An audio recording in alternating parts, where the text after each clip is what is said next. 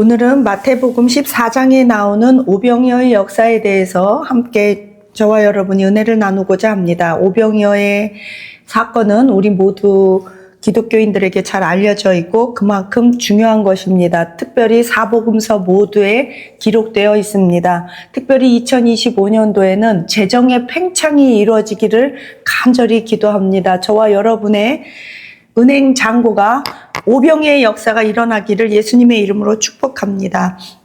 마태복음 14장에 나오는 오병이어의 그 역사의 배경에 대해서 우리가 먼저 좀 알아야 합니다. 왜 예수님께서 14장에는 그 예수님이 오병이어의 역사를 일으키시고 무리를 걸으신 큰 사건이 나옵니다. 그리고 또 많은 사람들을 치료해 주시고 기적을 막 행하시는 분주하게 사역하시는 예수님의 모습을 그리고 있는데 도대체 왜 그랬을까? 그 배경에 대해서 마태복음 14장 1절에서 12절이 이렇게 말하고 있습니다. 헤롯 왕이 그 헤로디아와 함께 예수님이 사촌이자 사랑하셨던 세례 요한을 헤롯 왕이 죽였습니다. 우리가 성경에 나오는 헤롯 왕은 여러 명이 있기 때문에 성도님들이 좀 이것에 대해서 기본적 이해를 돕기 위해서 잠깐 설명드리고자 합니다. 헤롯은 고대 로마와 유대인의 역사에서 유대인의 특정 지역을 다스리던 군주였습니다. 우리는 이것을 분봉왕이라고 합니다. 성경에서 헤롯 가문의 분봉왕들이 많이 언급되어 있습니다. 분봉이라는 뜻은 큰 나라에서 영토를 나누어 주어서 지방 통치자들에게 맡기는 것을 의미합니다. 지방 자치 구역이기도 하지만 또한 그 지방이 로마 본국에 속해 있기 때문에 순복하기를 원하는 것이죠.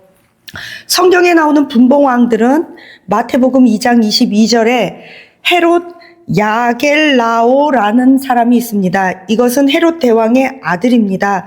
유대와 사마리아를 통치했던 사람인데 그 통치가 잔혹하고 굉장히 정치적으로 무능해서 본국 로마에 의해서 폐위된 인물입니다. 또한 헤롯 빌립 2세가 있는데 누가복음 3장 1절에 나오는 분봉왕입니다. 그는 이두레와 드라콘 지방의 분봉왕으로서 성격이 온화한 통치자인데 이 사람이 중요한 이유는 가이사랴 빌립보 도시를 이 분봉왕 헤롯 빌립보 2세가 그 드라콘 지방의 분봉왕이 그 가이사랴 빌립보 도시를 건설했기 때문입니다. 또한 헤롯 아그리빠 1세인데 이 사람이 아주 유명합니다. 사도행전 12장에 나오는 사람인데 야고보 사도 선생님을 순교시킨 사람입니다. 죽였습니다. 초대교회를 핍박한 아주 유명한 헤롯 아그리빠 1세 왕이 있습니다. 결국 그는 사도행전 12장 21절에서 23절에 보니까 하나님께 돌려야 할 영광을 돌리지 않고 그 영광을 가로챈으로 인해서 벌레가 와서 그를 먹여서 이렇게 물어서 죽였다고 설명하고 있습니다. 우리가 하나님의 영광을 가로채는 것은 적그리스도 마음이요 루시퍼의 마음입니다. 너희는 먹든지 마시든지 무엇을 하든지 하나님께 영광 돌리도록 하라. 하나님께서 우리를 지으신 것은 우리를 통해서 영광 받고자 하심입니다. 하나님은 영광 받으셔야 하는 본질이 있으십니다. 누구를 통해서요? 우리를 통해서. 그래서 우리가 하나님께 영광 돌린다는 것은 어떻게 생각하면 우리가 입고 먹고 쓰는 물질 모든 것, 우리의 시간 이런 것들이 하나님의 영광과 연결지어지고 그 접촉되지 않고 하나님의 영광을 위해서 우리가 1분 1초도 쓰지 않는 것, 하나님의 영광을 가로채는 것일 수 있습니다. 또 다른 의미로서 우리가 생각해 보아야 합니다. 그래서 성경에서 먹든지 마시든지 무엇을 하든지 하나님의 영광을 위해서 하라고 했는데 우리가 하는 모든 것들이 노아의 시대 사람들처럼 먹고 마시고 시집가고 장가가고 하는 것처럼 하나님의 영광을 위해서 이러한 것들을 하지 않으면 헤롯 왕처럼 하나님이 아주 싫어하고 결국 그 마귀에게 함몰된다는 것입니다. 오늘 본문 마태복음 14장에 나오는 세례 요한을 죽인 자는 헤롯 안티파스입니다. 이 사람도 아주 유명합니다. 헤롯 안티파스, 헤롯 대왕의 아들입니다. 즉 헤롯의 2세라고 말하죠. 그는 갈릴리와 베레아 지역의 분봉왕으로서 누가복음 3장 1절에 나오는 그의 이복 형제 헤롯 빌립 1세의 아내인 헤로디아와 결혼을 하였습니다. 즉 이복 형제의 아내를 뺏은 거죠. 그래서 이것에 대해서 세례 요한이 비판을 하자 그를 화가 나서 감옥에 가두었습니다. 그 이후에 이 헤로디아라는 여자가 원래는 헤롯 왕의 이복 형제인 헤롯 빌립 1세의 아내였는데 헤롯 안티파스한테 시집을 오게 되죠. 그러고 나서 세례 요한이 자기를 욕하니까 이제 이를 갈고 있다가 자기 딸 살로메가 헤롯 왕 앞에서 막 춤을 잘 추니까 헤롯이 기분이 좋아서 나라 절반이라도 주겠다 그러니까 이 살로메가 자기 엄마 헤로디한테 가서 뭘 요구할까요? 그러니까 저 기분 나쁜데 저 감옥에 갇혀있는 세례 요한의 목을 베서 달라고 그래라. 그러니까는 그냥 이 헤롯 안티파스가 자기가 한 말이 있으니까 그 세례 요한이 선지자요 사도요 그냥 아주 훌륭한 사람인 걸 알면서도 그렇게 죽여버렸다는 거예요. 그래서 예수님께서 이 말을 들으셨어요.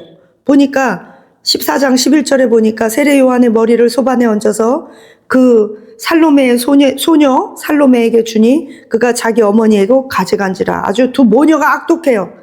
요한의 제자들이 와서 시체를 가져다가 장사하고 예수님께 이거를 말했어요. 그랬더니 13절 보세요.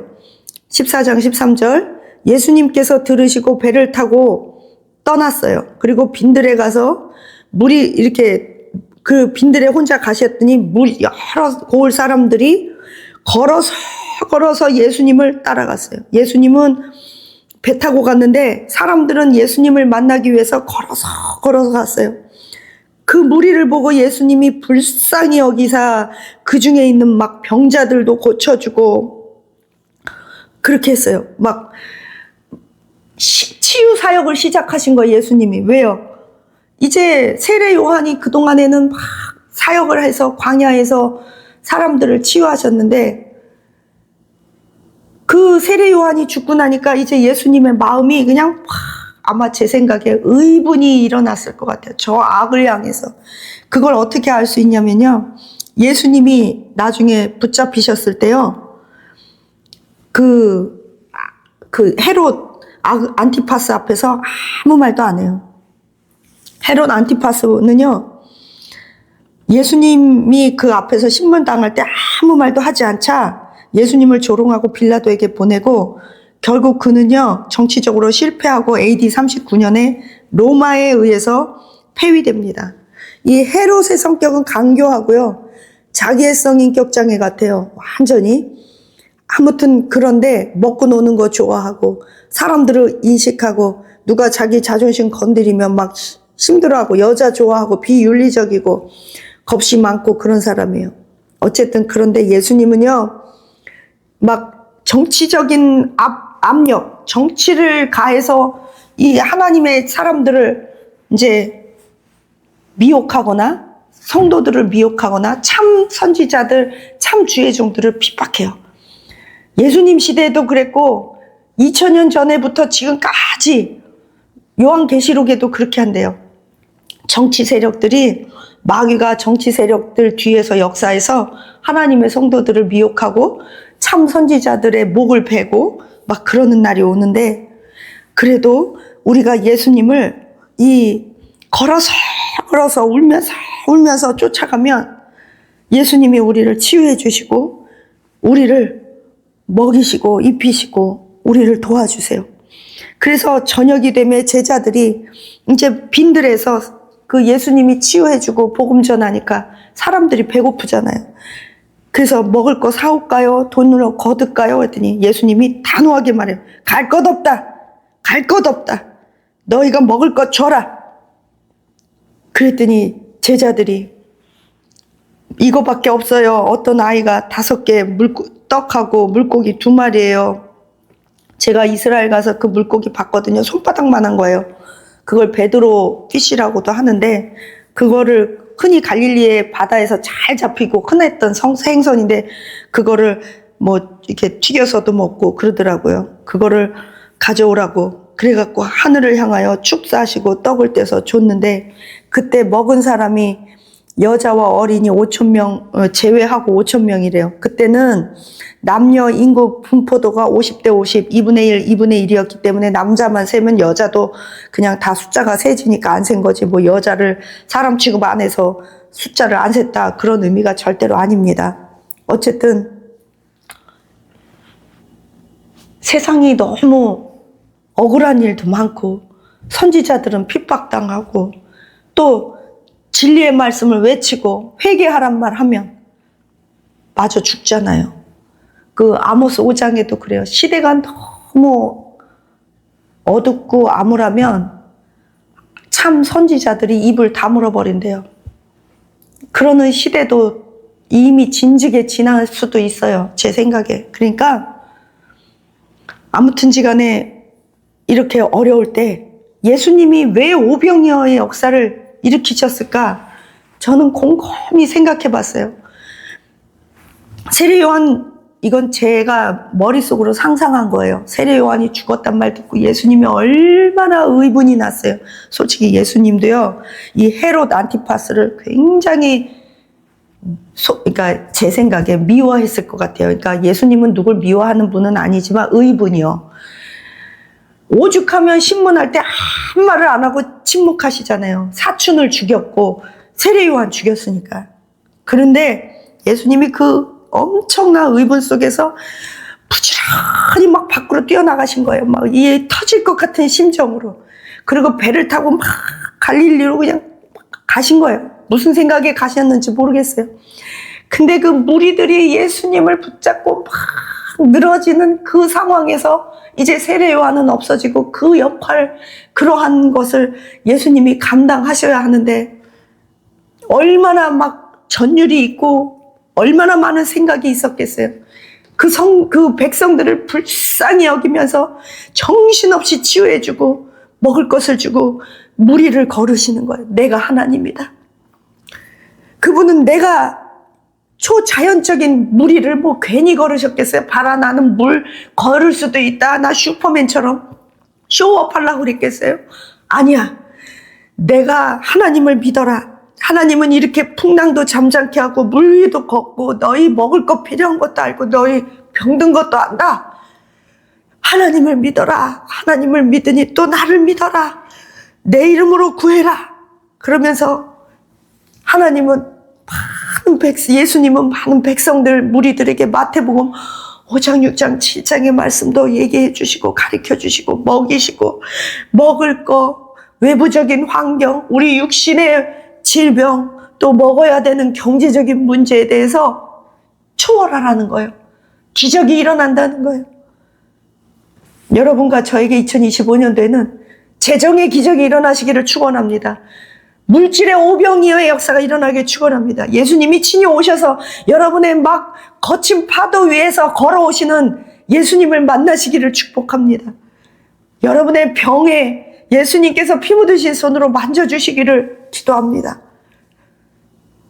우리가 핍박당하고 어려울수록 우리의 시선을 십자가와 예수님과 천국과 말씀에 집중해야 하며 성령의 음성에 집중하시기는 저와 여러분 되시기를 축원합니다. 기도하시겠습니다. 하나님 감사합니다. 이 헤롯 안티파스가 세례 요한을 죽였습니다. 자신들의 죄가 드러나고 죄를 지적하면 맞아 죽거나 칼에 목이 메어 죽거나 매장당하거나 조롱당하거나 비난당하거나 오해받거나 사람들이 떠납니다. 그래서 흑암이 짙을 때일수록 선지자들은 입을 다물고 침묵하게 된다는 그런 시절이 온다고 아모스 선지자는 말했습니다. 주여, 우리에게 회개의 영을 주옵소서.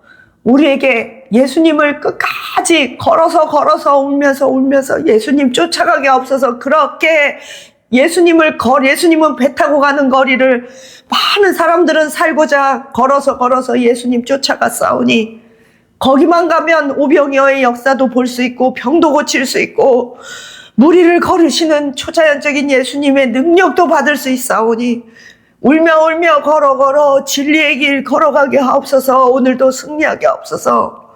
하나님, 미련하고 나의 잘못된 선택으로 인하여 고통받은 성도님들 우리들입니다. 우리의 그런 분들이 있습니까? 하나님, 우리의 잘못된 선택으로 오늘 고난받을지라도 주여 이제는 위로하시고 치료하시고 회개하오니 용서하여 주시고 우리에게도 살 길을 주시고 우리가 정리정돈하고 돌이키는 마음 새 마음 주셔서 하나님 천국 백성으로 우리를 인치시고 삼아 주시옵소서. 감사하며 예수님 이름으로 기도합니다. 아멘.